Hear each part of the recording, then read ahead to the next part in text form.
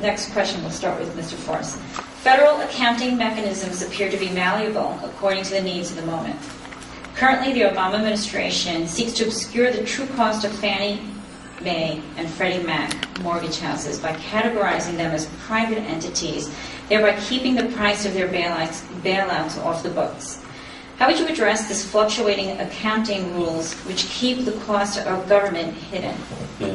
First, just to add on to what you said about Fannie Mae, I saw the head of Fannie Mae, and I forget what the guy's name was, on television a couple years ago, and he was announcing a brand new policy for Fannie Mae. It was a brand new policy. The policy was they were only going to insure mortgages where the borrowers could afford to pay the money back.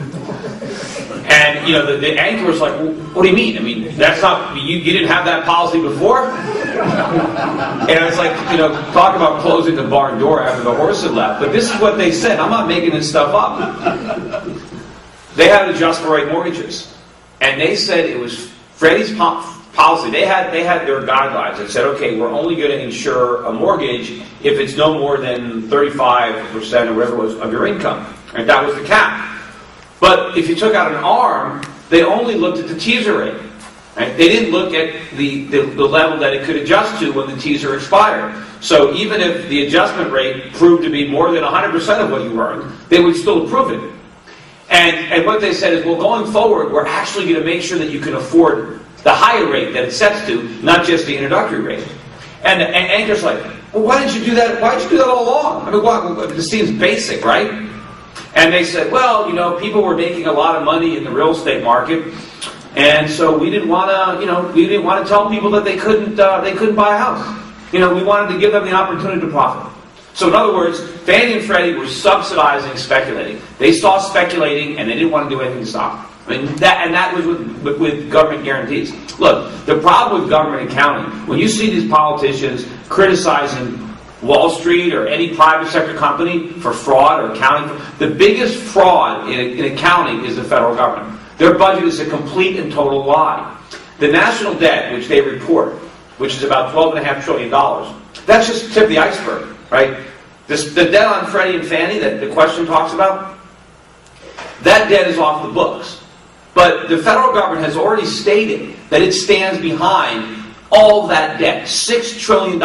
They've already coughed up like several hundred billion, into Fannie, but they backed them up. Well, why isn't that $6 trillion part of the national debt? Why isn't it subject to the debt ceiling? It should be. The government owes the money now. It assumed the debt, and there's all sorts of off-budget, off-balance sheet items that are not included. Well, how could you do that? If you owe money, how can you just say, well, I don't really owe it because I shifted it off my balance sheet? Yeah, but you still owe it. If anybody in the private sector did that, they'd be in jail. And, that's what Enron was doing, right? And it's even bigger. Most companies, if you get a balance sheet and you look at their liabilities, they also report their contingency liabilities. Now, what's the difference? A real liability is if I borrow money, I have to pay it back. That's a liability. But what if I guaranteed somebody else's debt? Well, that's a contingency liability because I might owe it.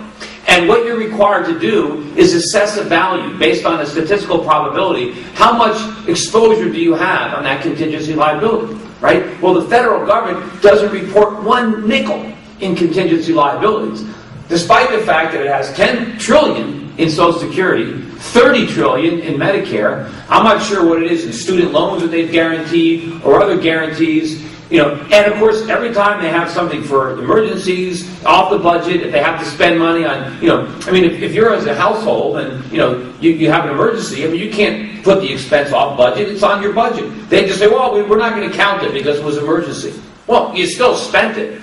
So the whole thing is fraud. There's, the truth in accounting, those laws should apply to the government first. The government should be forced to give an accurate statement of its assets and liabilities so we can really appreciate the true nature of our insolvency and maybe force the leaders to do something about reining in the debt and spending.